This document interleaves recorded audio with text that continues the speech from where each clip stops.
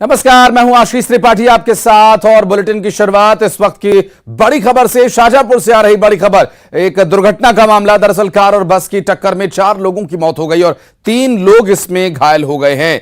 2 लोग इंदौर रेफर किए गए हैं। आपको बता दें कि इस दुर्घटना में 4 लोगों की जान चली गई और जबकि 2 लोग गंभीर रूप से घायल हालत में हॉस्पिटल में एडमिट कराए गए। 3 लोगों को चोट आई है और आपको बता दें कि यहां पर ये जो दुर्घटना घटित हुई है, शाजापुर से ये पूरा मामला सामने आया। कार और बस की टक्कर हुई है जहां इस दुर्घटना में 4 व्यक्तियों की मौत हो गई है, जबकि 3 शख्स घायल इसमें बताए जा रहे हैं और 2 अन्य को इंदौर रेफर किया गया है। दरअसल इंदर सिंह परमार ने घायलों की मदद की। मंत्री इंदर सिंह परमार ने घायलों की मदद के लिए आगे आकर हाथ बढ़ाया और दरअसल ये जो पूरा दुर्घटना का मामला सामने आया, ये कैसे हुई दुर्घटना और क्या कुछ है इसकी स्थिति, इस पर और डिटेल्स आप तक पहुंचाएंगे। फिलहाल आपको बता दें कि शाजापुर में दुर्घटना का ये मामला सामने आया। आला अधिकारियों को दुर्घटना की जानकारी दे दी गई है और मंत्री इंदर सिंह परमार ने घायलों की मदद की। इस हादसे में कार और बस की टक्कर हुई और इस हादसे में 4 लोगों की जान चली गई, जबकि 3 लोग घायल हुए हैं, जिनमें से 2 को गंभीर रूप से घायल अवस्था में हॉस्पिटल में एडमिट करवाया गया है। और इस हादसे के बाद मंत्री इंदर सिंह परमार ने घायलों की मदद की। तस्वीरें हम आपको दिखा रहे हैं इस वक्त। जो ये तस्वीर आप देख रहे हैं शाजापुर से सामने आई।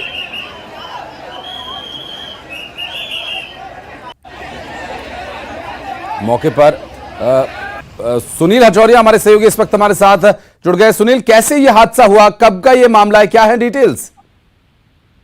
देखिए, देर शाम का ये पूरा मामला है। इसमें जो कार है वो यात्री बस जो महामाया ट्रेवल्स के नाम से चलती है, वो इंदौर की तरफ से आ रही थी और सारंगपुर तरफ जा रही थी। इसी दौरान सामने से एक कार आ रही थी जिसमें 7 युवक सवार थे। सभी युवक शाजापुर के निवासी थे और अचानक इनके आमने सामने इतनी जोरदार भिड़ंत हुई कि कार में सवार 7 युवक बुरी तरह प्रभावित हुए हैं और उसमें से 3 लोगों की तो मौके पर ही मौत हो गई थी, जबकि 1 युवक की उपचार के दौरान हो गई। तो कुल 4 युवकों की मौत हो गई और 3 युवक अब भी घायल, जिनमें 2 की हालत नाजुक बनी हुई है, जिसका इलाज फिलहाल इंदौर में चल रहा है।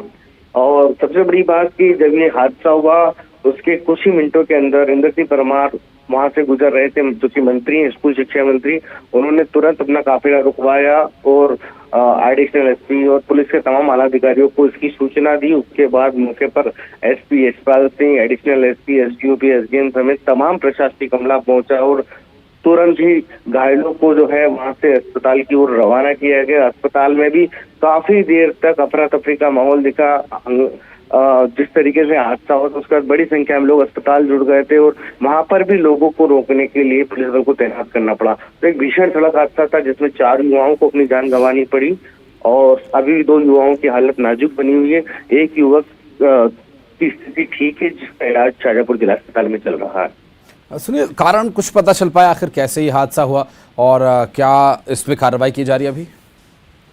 देखिए, प्रारंभिक वजह तो फिलहाल साफ नहीं हो पाई है, लेकिन ये माना जा रहा है कि ओवर स्पीडिंग इसकी एक वजह है, तेज रफ्तार इसकी एक वजह हो सकती है। जहां पर यह हादसा हुआ वहां पर ना तो कोई बहुत बड़ा कोई शार्प टर्न मोड़ था, ना ही ऐसी कोई स्थिति जिसकी वजह से हादसा हो। तो ये माना जा सकता है कि तेज रफ्तार की वजह से दोनों वाहनों में कहीं चूक हुई और उसके बाद आमने सामने जोरदार भिड़ंत हुई है। इस भिड़ंत के बाद क्योंकि बस का ड्राइवर और स्टाफ था वो तो मौके से भाग निकला। गनीमत की बस में भी सवारियां मौजूद नहीं थी, वरना उन्हें भी चोट आ सकती थी।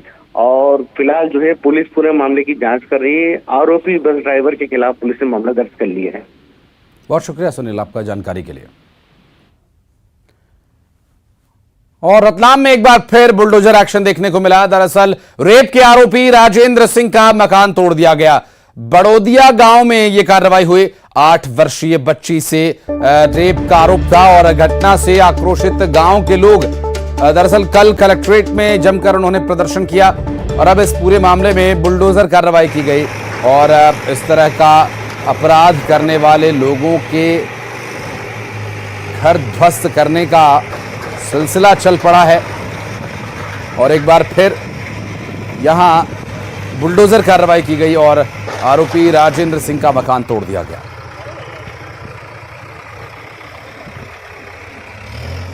सुधीर हमारे सहयोगी इस वक्त हमारे साथ मौजूद है। सुधीर, क्या कार्रवाई की गई, कब का ये मामला है और क्या कुछ है डिटेल्स? देखिए, रविवार का ये पूरा घटनाक्रम है जब आरोपी ने इस वारदात को अंजाम दिया था और उसके बाद तत्काल ही जो आरोपी राजेंद्र सिंह है उसको पुलिस ने गिरफ्तार कर लिया था। लेकिन इस घटना के बाद से ही जो समाजजन है, जो ग्रामीण है, वो काफी आक्रोशित थे और वे लगातार आरोपी का घर तोड़ने की मांग कर रहे थे। और इसी को लेके कल जो है कलेक्ट्रेट में इन लोगों ने करीब 5 घंटे तक के धरना दिया था और जब तक आरोपी का घर नहीं तोड़ा जाएगा तो वे मौके से नहीं उठेंगे। लेकिन कलेक्टर के आश्वासन के बाद ये लोग उठे और यही वजह है कि आज सुबह जो है प्रशासन का अमला, एसडीएम है त्रिलोचन गौड़ के नेतृत्व में मौके पर पहुंचा था। बड़ौदिया गांव का पूरा मामला है और इस शख्स जो है आरोपी और राजेंद्र सिंह, उसके मकान पर बुलडोजर चलाया है। तो अब बड़ा सवाल यही था, यही मांग थी इन लोगों की, ग्रामीणों की, कि आरोपी का मकान तोड़ा जाए और पीड़ित परिवार को 1 करोड़ रुपए दिया जाए। तो एक मांग तो अब पूरी हो गई है।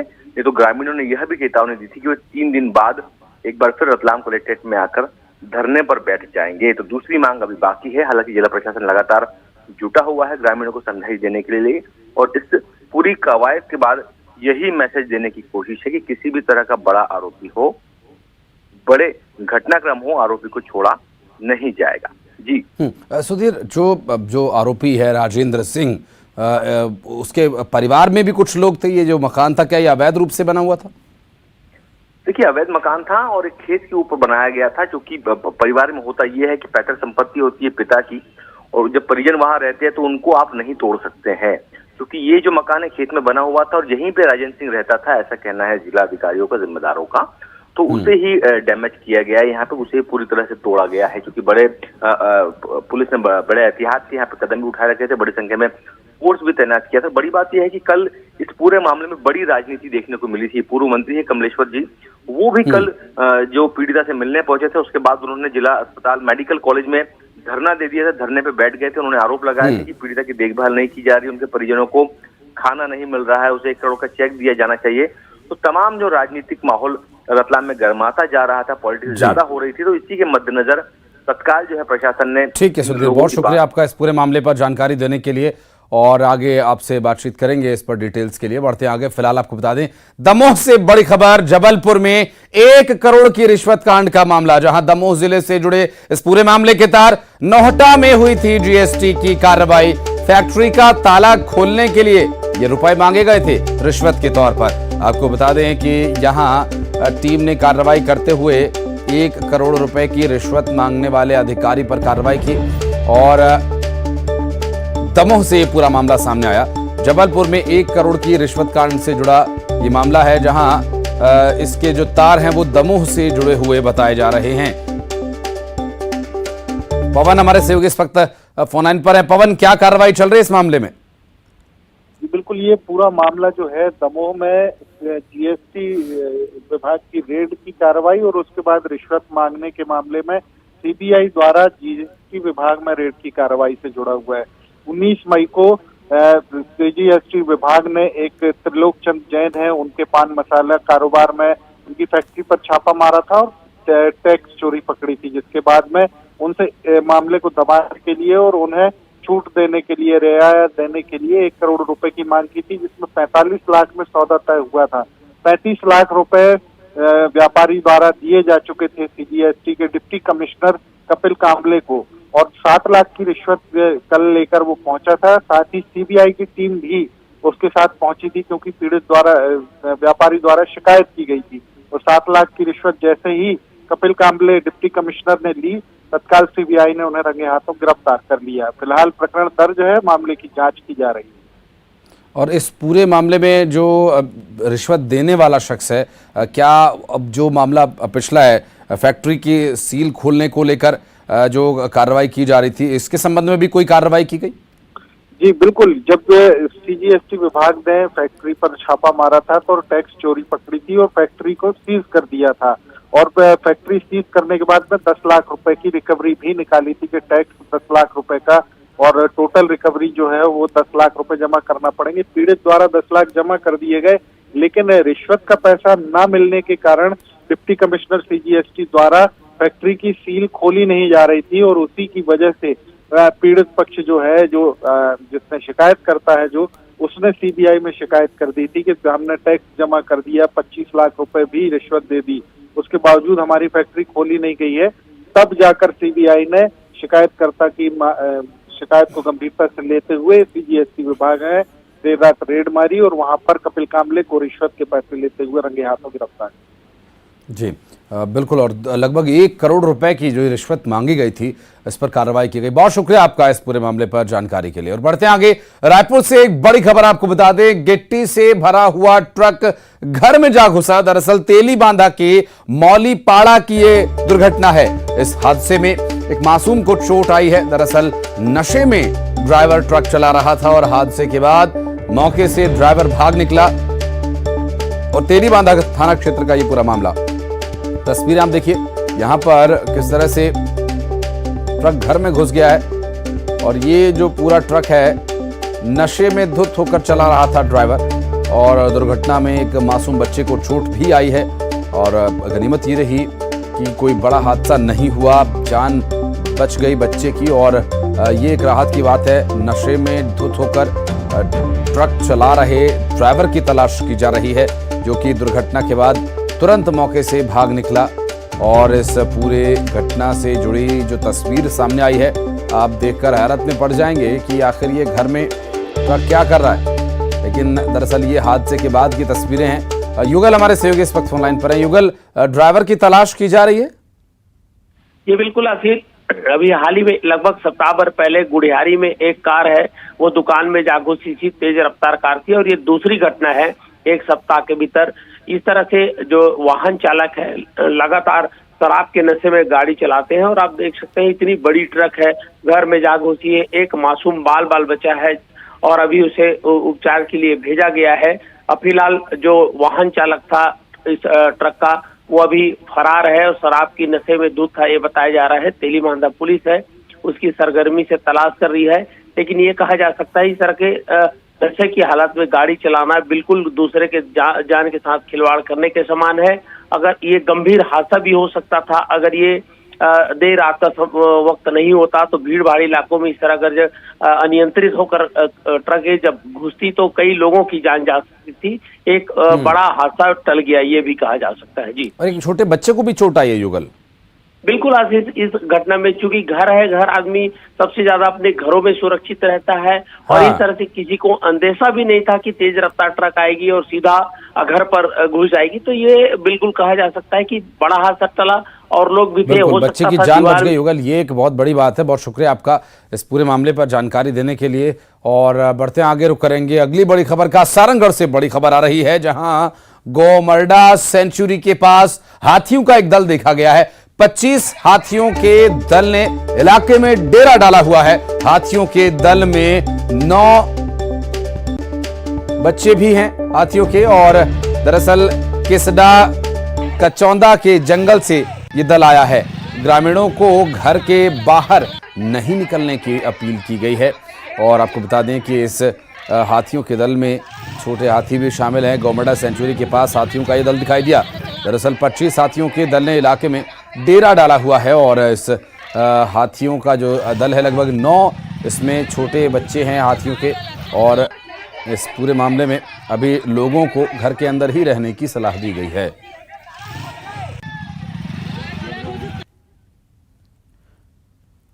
और बढ़ते आगे, पेंड्रा में हाथियों का दल आक्रामक हो गया। दरअसल घुसरिया के कई घरों पर हमला कर दिया हाथियों ने। रात के वक्त हाथियों के पहुंचने से लोगों में हड़कंप है। वन अमला और ग्रामीण मिलकर के हाथियों को वहां से खदेड़ने की कोशिश कर रहे थे। 3 हफ्ते से डेरा जमाए हुए हैं हाथी, और हाथियों का दल यहां पर मौजूद है, जिन्हें भगाने के लिए ग्रामीणों और वन विभाग ने प्रयास किया। आपको बता दें कि यहां से हाथियों को भगाने की कोशिश ग्रामीण और वन विभाग के लोग कर रहे हैं।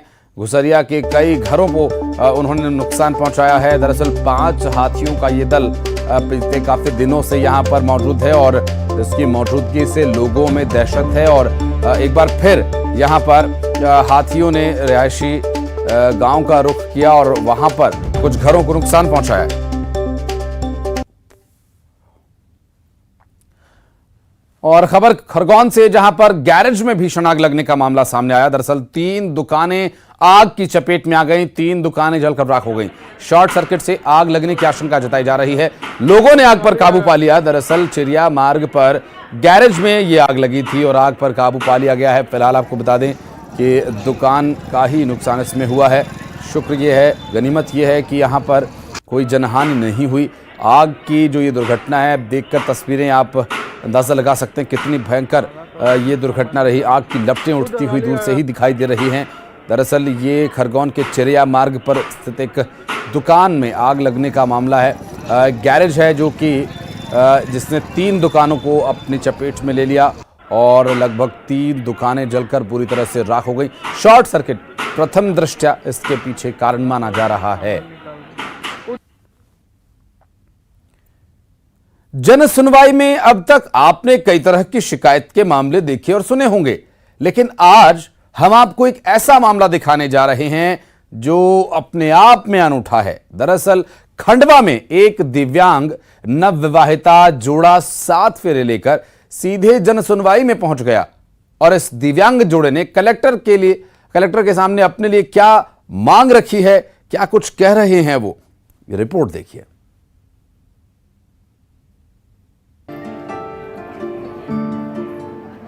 सुर्ख लाल जोड़ा, हाथों में मेहंदी और पायल की रूंझ झुन के साथ आगे बढ़ती दुल्हन और दुल्हन का हाथ थामे गले में माला डाले और काला चश्मा लगाए दूल्हे राजा।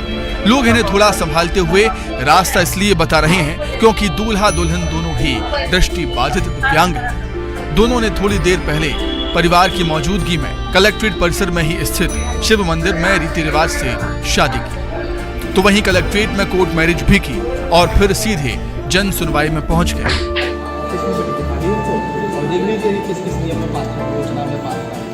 जन सुनवाई में पहले कलेक्टर अनूप कुमार सिंह से आशीर्वाद लिया और आशीर्वाद में कलेक्टर से मांग लिया योजनाओं का लाभ। दुल्हन शोभा ने कहा कि वे दोनों उच्च शिक्षित हैं, बावजूद इसके बेरोजगार हैं, इसलिए रोजगार की गुहार लगा रही हैं। फाइनली आज हम दोनों एक हो गए हैं और हम यहाँ मांग करने आए थे जो विकलांगता के तहत योजनाएं हैं उस हम रोजगार मतलब हमारे पास दोनों के पास रोजगार नहीं है, तो हम बेरोजगार है, तो अपने लिए सहायता मांगने आए थे यहाँ पे। कलेक्टर के पास आशीर्वाद लेने गए थे क्योंकि आगे हमारा बहुत अच्छे से जीवन यापन हो सके और उनसे भी यही मांगने गए थे हम। उन्होंने कहा था कि जो भी आपके लिए होगा हम आपको देने का प्रयास करेंगे। दुल्हन शोभा देवकर खंडवा की है तो दूल्हा सतना का रहने वाला। नवविवाहित जोड़ी की फरियाद सुनने के बाद कलेक्टर ने भी इन्हें आश्वासन दिया। उन्होंने उनकी बात सुनी और तत्काल सामाजिक न्याय विभाग के उप संचालक के पास भेजा और योजनाओं का लाभ देने के लिए निर्देश दिए। कलेक्ट्रेट में आया था और उसमें जो वधू है वो अपने खंडवा जिले की रहने वाली और जो वर है वो सतना पक्ष का रहने वाला है। तो बहुत दोनों ने आपस में शादी की है, तो उनके द्वारा ये बात की गई कि शासकीय योजना के अंतर्गत यदि उनको लाभ मिल सकता है तो वो लाभ दिलाया जाए। तो तत्समय उसमें जो अपने सामाजिक विभाग के लोग बैठे थे, मेरे द्वारा उनको निर्देशित किया गया कि उनसे आवेदन करा लें और जिस योजना में पात्रता रखते हैं उसके योजना अंतर्गत जो भी दस्तावेज लगते हैं वो दस्तावेज करा लें और शीघ्र उनको नियमानुसार उस योजना का लाभ दिया जा सके। शादी से पहले हमेशा ये देखा जाता है कि दूल्हा दुल्हन की प्रोफाइल क्या है, जॉब कैसा है और फ्यूचर की क्या सिक्योरिटी है, लेकिन यहाँ मामला इस सब के विपरीत है। यहाँ शादी करने के तुरंत बाद उच्च शिक्षित दूल्हा दुल्हन ने अपने लिए सहायता मांगी। उम्मीद कर सकते हैं कि इनकी फरियाद सुनी जाएगी और इन्हें जल्द ही सहायता मिलेगी। न्यूज़ 18 के लिए खंडवा से अमित जायसवाल की रिपोर्ट।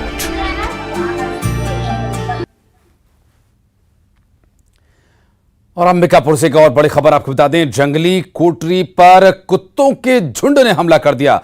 जंगल से भटककर मैनपाट पहुंची थी कोटरी, बौद्ध भिक्षुओं ने कोटरी की जान बचाई। आपको बता दें कि जंगली कोटरी कुत्तों के हमले में घायल हो गई और ये कोटरी दरअसल भटककर यहां आ गई थी और इसमें जंगली कुत्तों के हमले से घायल हुई और बौद्ध भिक्षुओं ने यहां पर उसकी रक्षा की, उससे बचाया। और इस दौरान जो तस्वीरें सामने आई उसके बाद की वो हम आपको दिखा रहे हैं। जंगली कोटरी को इलाज के लिए ले जाया गया। अंबिकापुर से तस्वीरें सामने आई जहां पर जंगल से भटककर मैनपाट पहुंची कोटरी को बौद्ध भिक्षुओं ने जंगली कुत्ते के हमले से बचाया। और बीजापुर से बड़ी खबर, ठग गिरोह का पर्दाफाश हुआ। दरअसल महिला सहित 4 ठग गिरफ्तार किए गए हैं। जिन्होंने 3,93,000 रुपए की ठगी की वारदात को अंजाम दिया था। पॉलिसी का पैसा दिलाने के नाम पर यह ठगी की गई थी। सेबी का अधिकारी बनकर आरोपियों ने इस ठगी की वारदात को अंजाम दिया। Laptop, mobile phone, hard disk बरामद की गई और एनसीआर के गाजियाबाद से इन्हें गिरफ्तार किया गया। बीजापुर के कोतवाली थाना इलाके की यह पूरी घटना है, जहां गिरफ्तारी एनसीआर गाजियाबाद से हुई है और सेबी का अधिकारी बनकर ये ठगी की वारदात को अंजाम दे रहे थे। महिला समेत सभी आरोपियों को गिरफ्तार कर लिया गया है और इस पूरे मामले में जो ठगी की गई थी वो करीब 9,93,000 रुपए की बताई जा रही है।